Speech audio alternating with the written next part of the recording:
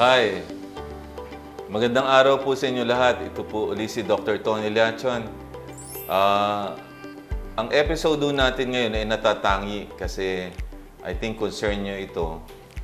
Yung mga relatives or friends ninyo, bigla lang hong namamatay. Or mga personalidad na maaaring sabihin nating sikat, nagugulat tayo at nagkakaroon ng sudden cardiac death. Ito naman po ay hindi po sa ibig sabihin we want to sensationalize, pero of course nabalitaan nyo, no? Ang una ho dyan kung alala nyo po noon, naalala nyo po ba si sikat na sports journalist, ang pangalan po ay si Chino Trinidad, no po? Naalala nyo po siya.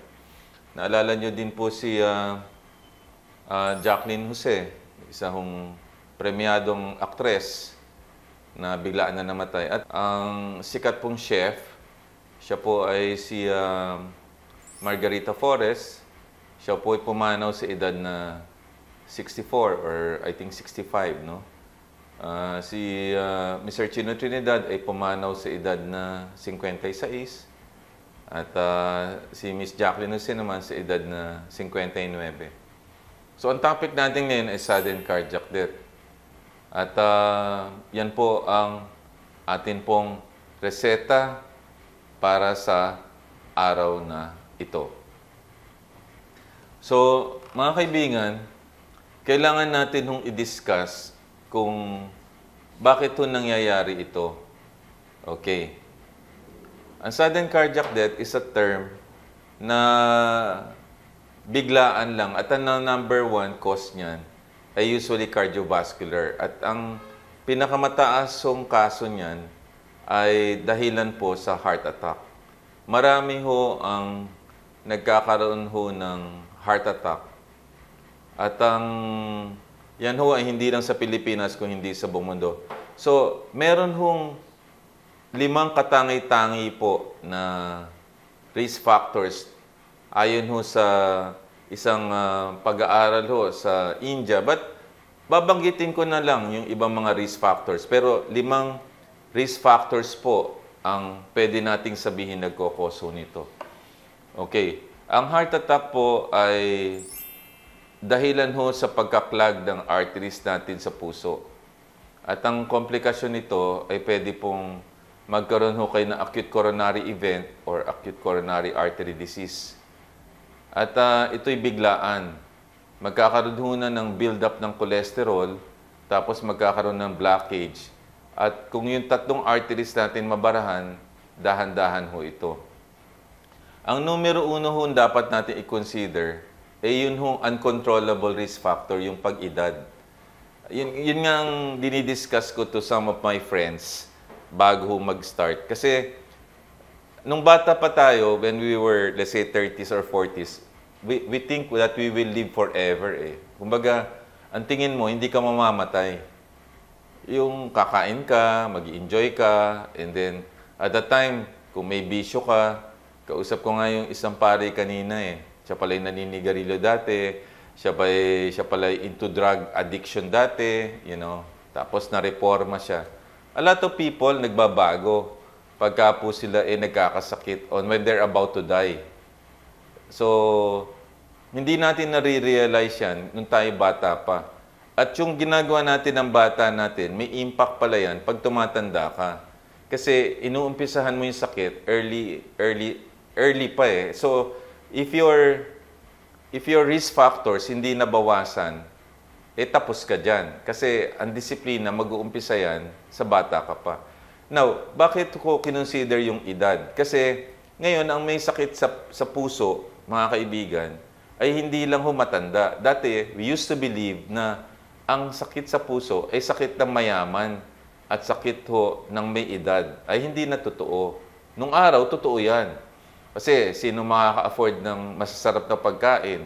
Sino makaka-afford ng sigarilyo? Sino makaka-afford ng mahal na alak? Sino makaka-afford ng mga bagay na yan? At usually, matatanda. Pero ngayon, ang dami ng mga bata eh. Meron hong nagpa-check up sa akin ngayong araw na to eh. 32 years old lang. Eh, akalain mong meron na pala siyang sakit, no? Okay. Number 2, sa uncontrollable genetics. Alam niyo po ba, 20% ng mga tao meron genetic setup. Ibig sabihin, minamana. Minamana. So kung meron kang genetic setup, dapat magduda ka na magkakaroon ka din yan. Eh ngayon, kung wala kang disiplina, ikaw ay naninigarilyo, ikaw ay hindi nagda-diet, ikaw ay hindi nag-exercise, at ikaw hindi mo alam ikaw ay tumataba, eh gigising ka lang sa umaga. Ito ang sinasabi ko, routine. O, pagising mo sa umaga, sweetheart, ano bang ulam natin ngayon? Yan ang i-discuss eh.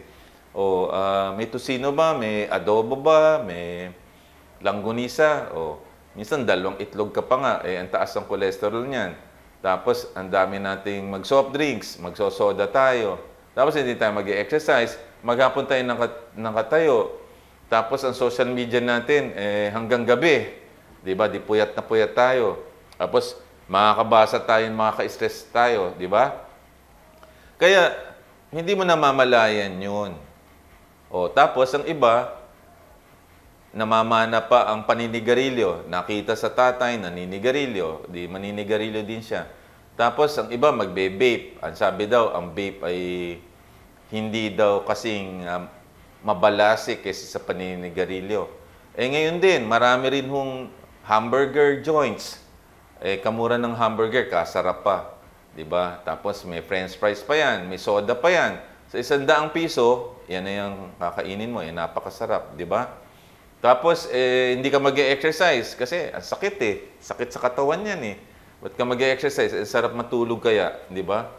O, tapos, hindi ka nagwe-weigh. Hindi mo alam na masikip na yung pantalon mo. Eh kasi, pagtingin mo rin sa salamin, hindi mo rin alam na matanda ka na pala. Kasi, lagi mong nakikita yung sarili mo eh. Di ba?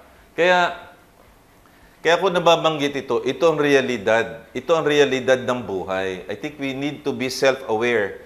The first muna is to be self-aware. Whether you have the risk factors for heart disease. Meron ho ba kayo? Tatanungin ko sa inyo, meron ho ba kayo? Kayo po ba may edad na? Ang tingin ko, pag above 40, may edad na.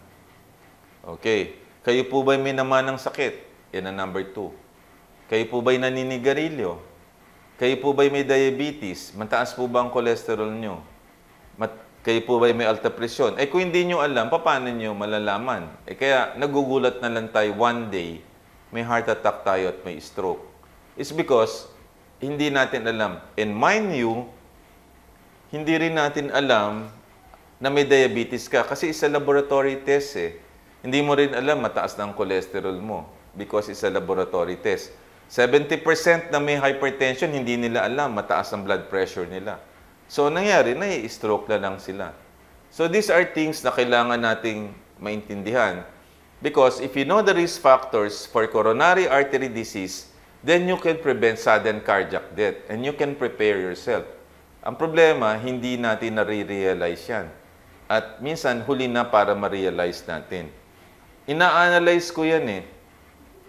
Kasi majority kasi ng Pilipino sa ngayon, I think tayo yata isa sa pinaka-concentrated sa social media sa buong mundo.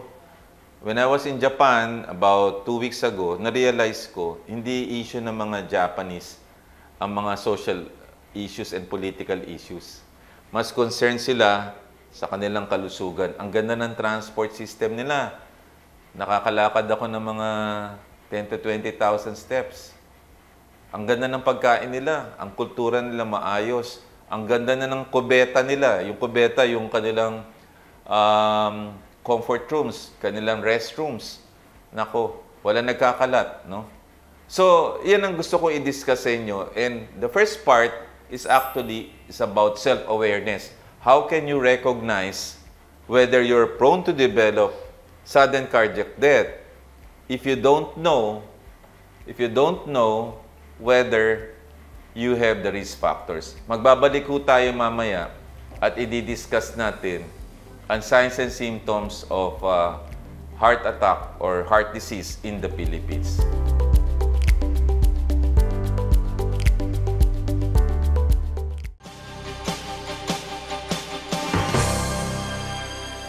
Nagbabalik po si Dr. Tony Liachon, isang independent health reform advocate, isang internist, at isang cardiologist po. At ang topic natin ngayon, ano bang signs and symptoms ng heart disease? Magandang topic, ano? Alright. Kadalasan po, wala pong symptoms at all. Matagal-tagal na rin po akong doktor. I've been practicing for almost 30 to 35 years. Karamihan ng mga pasyente hindi nila alam meron. Pero ang pinaka-common symptoms ay yung sakit sa dibdib. Yun pong dito, sa gitna, substernal chest pain. Tapos meron hong shortness of breath. Tapos gumagapang po yung pain dito sa kaliwang portion. Minsan may radiation sa liig. At yan ang meron sa likod, no? Pero kadalasan po chest pain at shortness of breath. Tapos, dapat, alam nyo, kung meron kayong mga risk factors na nabanggit ko kanina, may edad na kayo, may naman na kayong heart disease, kayo naninigarilyo, kayo overweight, yan.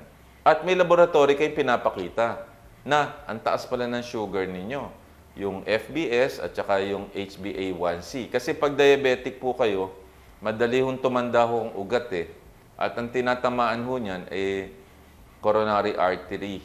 Yan. And then, sa brain din. At then, of course, nadadialysis yung iba kasi nagbabara rin yung iba, nasisira yung kidneys. Kaya mapapansin nyo, meron din mga tao napuputulan yung paa kasi hindi nila alam, bumabara na rin yung ugat nila. Kaya napaka-importante malaman nyo yung signs and symptoms of coronary artery disease. Hindi nyo malalaman, kailangan nyo maintindihan muna kung bakit sila nagkakaganon. Though may mga signs na may heart disease ka, pag tiningnan mo yung itsura nila, para may cholesterol sa mata, ang tawag dyan santelasma. Titingnan nyo yung tenga, meron silang Frank sign na parang mayroong gatla dito sa tenga.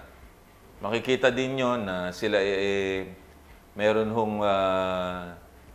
medyo mabigat sila than normal, and usually may metabolic syndrome yan.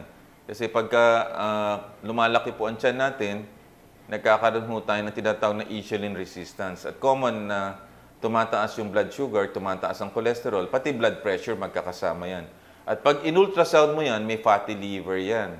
At ang fatty liver, delikado kasi it can lead to cirrhosis of the liver, pwede ka rin mag-liver cancer. Kaya ang taas ang liver cancer niyan in the Philippines Not because of hepatitis B or C, but because of non-alcoholic fatty liver disease. At ang dami din ng mga pasyente, ang number one ng operation today, cholecystectomy. Yun laparoscopic cholecystectomy kasi ang dami may gallbladder disease Kaya napakahalaga rin na ma-check up natin yung signs and symptoms nito.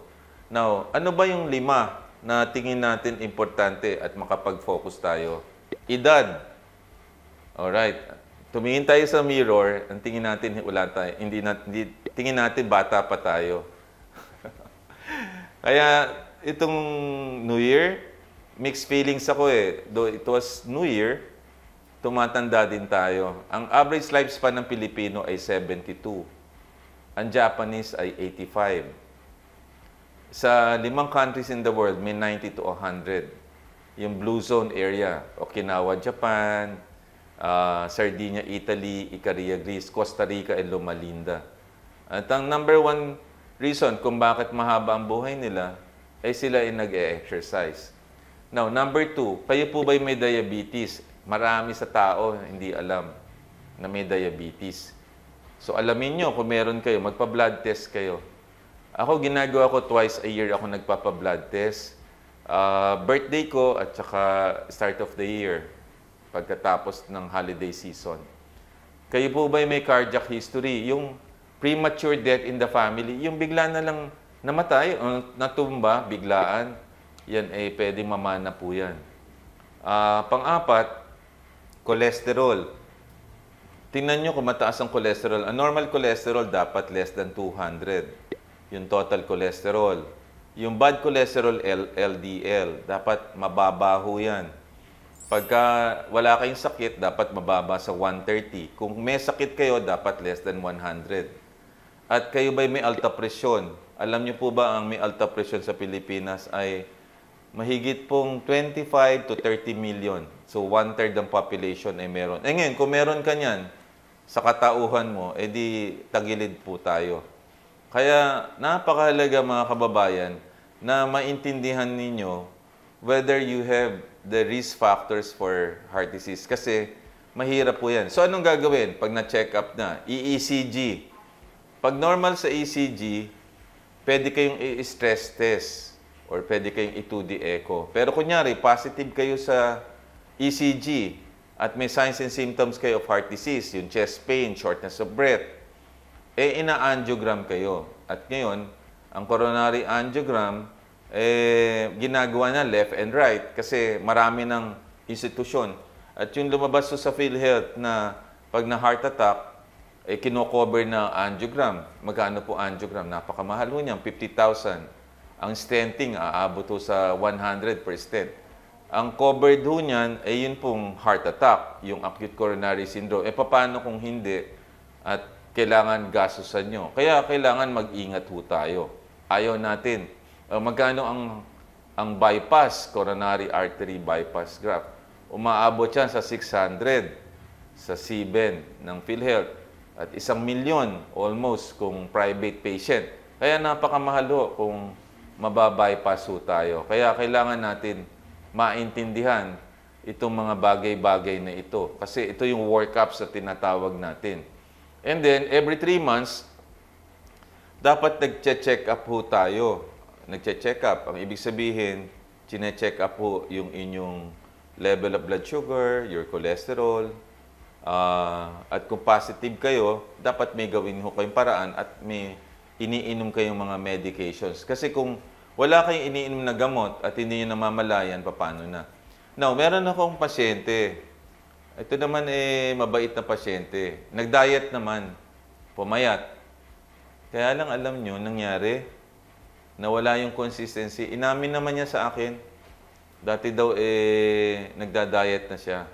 At nito lang hong nakaraang linggo, sinabi niya sa akin, Dok, patingnan nga itong laboratory ko. Ako'y nagulat. Mataas, no?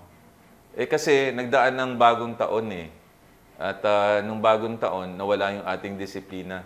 Sa isang Instagram post ng isang cardiologist, ang sinasabi, dapat yung consistency nandun. Kahit hindi ho 30 minutes, pero everyday, kung may gagawin tayong mabuti, exercise, pag-aalala sa diet natin, ma-maintain natin yun. Mahirap po very tempting kasi ang diet Very tempting din ho ang bed. Mahirap po maging consistent Very tempting din mag-social media and be immerse in the discussion, no? Makikipag-away ka pa nga sa social media So, nai-stress ka. Nakakalimutan mo ang healthcare natin. Ang problema, in the national picture, pati po ang government natin, napabayaan din ho tayo. Alam niyo kung bakit? Nadali rin ho ang ating PhilHealth Nasa sa Korte Suprema na Nadali ho yung 90 billion natin na ilipat po, mga kaibigan, ng Department of Finance sa mga programa po na hindi pangkalusugan. At ito ay pinagtatalunan ngayon sa Korte Suprema. Nag-umpisa ho ito last year at nag-TRO ang Korte Suprema at nakadalawang oral arguments na February 4 at saka February 25. At hari nawa, maisoli yung pera ng PhilHealth sa atin para makover ho tayo. Ang kalunos-lunos nito, hindi nabigyan ng budget ang PhilHealth sa taong ito. Nakuha na nga yung 60 billion, nakanapa ho tayo doon. Sorry ho for the word, no? Yung talaga nadali ho tayo doon, hindi pa tayo binigyan. So, kung ang number 1 killer disease sa bansa heart disease, cancer, stroke, yan ho, 800 billion ang gastos natin. Paano na ho tayo? Kaya ang sinasabi ko sa atin, mga kababayan, Kailangan maalintana tayo dito personally kasi wala tayong pera na pwedeng gumastos para sa atin. Mamaya ho mga kaibigan, i-discuss ho natin ang prevention and treatment ho para sa heart attack para hindi tayo magkaroon ng sudden cardiac death.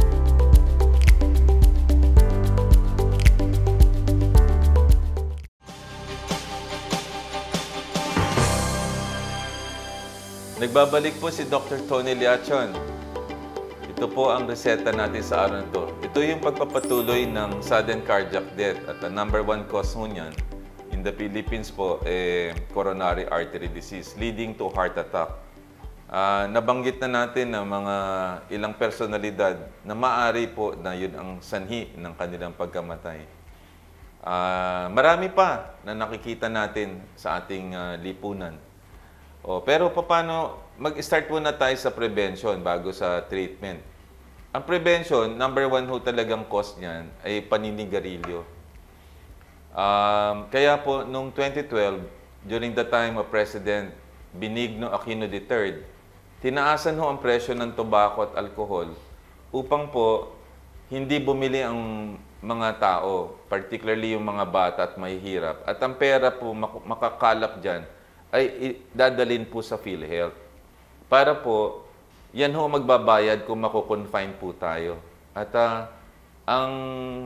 sa aking research, ay 60 to 70 billion pala ang dinudulot ng sin tax funds. Ang laki, no?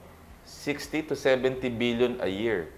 So kung dadagdagan nung pinopropose na budget ng PhilHealth na 74 billion, akalain mo, di dapat 140 billion yun. Sobra-sobra yan.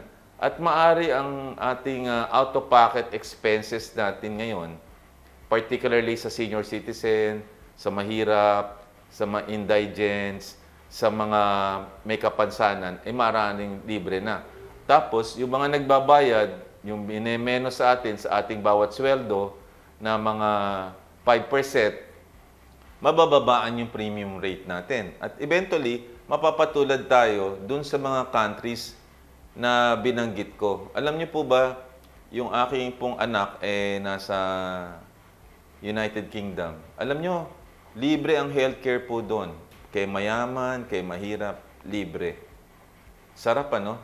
Pamunta ka sa Canada, meron akong first cousin. Na-confine 1 year dahil nagkaroon ho siya ng meningococcemia at nasa ICU siya na matagal. Walang binayaran. Nanggaling ako ng Japan, nakita ko rin ang Singapore, nakita ko ang Taiwan, nakita ko ang Hong Kong, nakita ko ang Malaysia. At ito, recently, ang Thailand, napakaganda ng healthcare. Ang out-of-pocket expenses nila ay 9% lang. Ang ibig sabihin nun, kunyari 1 million ang bill mo, babayaran mo lang 90,000. Ganun ho, katindi. Kasi yung sin tax funds nila, talagang binuhos nila para talaga sa kalusugan. Para hindi sayang yung binabayad natin. Magkano po ba yan? 500 pesos kada buwan. So times 12 months, 6,000. Ngayon, ilan tayo nagbabayad? Pagpalagay mo 100 million tayo. Daming pera nun na direct contributors, di ba? So, yan yung counterpart ng gobyerno, wala tayo. So, nasaan yung sin tax funds?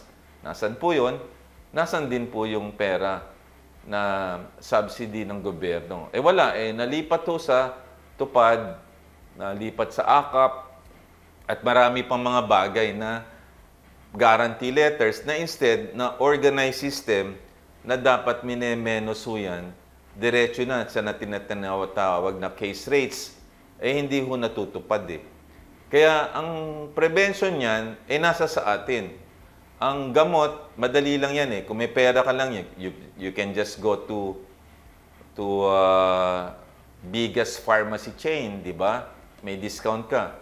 Pero kahit umiinom ka ng gamot, hindi ibig sabihin immortal ka, hindi ka magkakasakit. You have to prevent it pa rin. Kasi oras na umiinom ka na ng gamot, makakamenos na ho yan sa pang-araw-araw nyo na gastusin. Magkano po ang ma-hospital? Magkano ho ang workups para diyan? So, kailangan talaga daanin natin talaga sa prevention. Ano ang usual gamot na may sakit sa puso? Ito na. Usually, pabababae ng cholesterol. 1. Kailangan bumaba. Sugar, kailangan bumaba. Blood pressure, dapat bumaba. Less than 120/80. Timbang, dapat bumaba. So, dapat aware ka doon. Kasi pag aware ka doon at na-correct yun, bababa ngayon yung dami ng gamot ninyo. Bababa din yung gastos nyo, hahaba ang buhay ninyo. Napaka-importante ho yun. Kasi yun hong gamot, majority ng mga tao ay hindi nakakabili kasi grudge purchase yan eh. Ano ibig sabihin ng grudge purchase? Yung gumagastos ka, pero ang sama ng loob mo dahil wala parang nadudulot sa'yo. Kunyari, hindi ka tulad kasi bumili ka ng bagong damit o bagong sapatos o pagkain, nasisiyahan ka, di ba?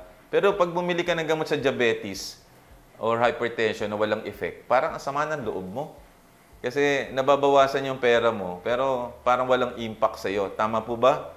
Oo, ang tawag dyan, grudge purchase. Ang sama ng loob mo. Dahil nalalagasan yung pera mo, pero hindi mo naman alam ang impact diyan sa buhay mo. So anong gagawin mo? Kailangan bumili ka pa rin. Kasi ang karamihan na naho-hospital ay hindi umiinom ng gamot. Non-compliance. So, in summary, ladies and gentlemen, ang sudden cardiac death can be prevented. At ang number 1 cause dyan ay acute myocardial infarction or heart attack. At yan ay mapipigilan sa pamamagitan ng preventive health measure at sa pag-inom ng gamot.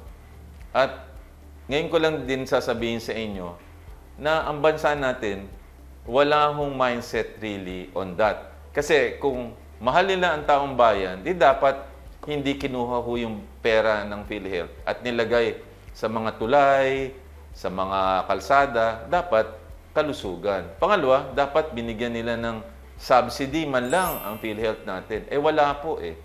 So, sana maisole at sana ang Korte Suprema ay umayon naman po sa tao at nakikita ko tatalima po sila para ho sa ating bansa. So, dyan ho nagtatapos ang topic natin ngayon, ang sudden cardiac death. At I hope tayo po ay nakapag-contribute sa segment na ito tungkol po sa pag-prevent po ng napaka-importanting sakit na ito at some issues related to PhilHealth. Ako po si Dr. Tony Liachon, isang health reform advocate. Ito po ang reseta natin para sa araw na ito tungkol sa sudden cardiac death. Let's reset our lifestyle. Reset our mindset so that we will all have a good life. Maraming salamat po sa inyong lahat.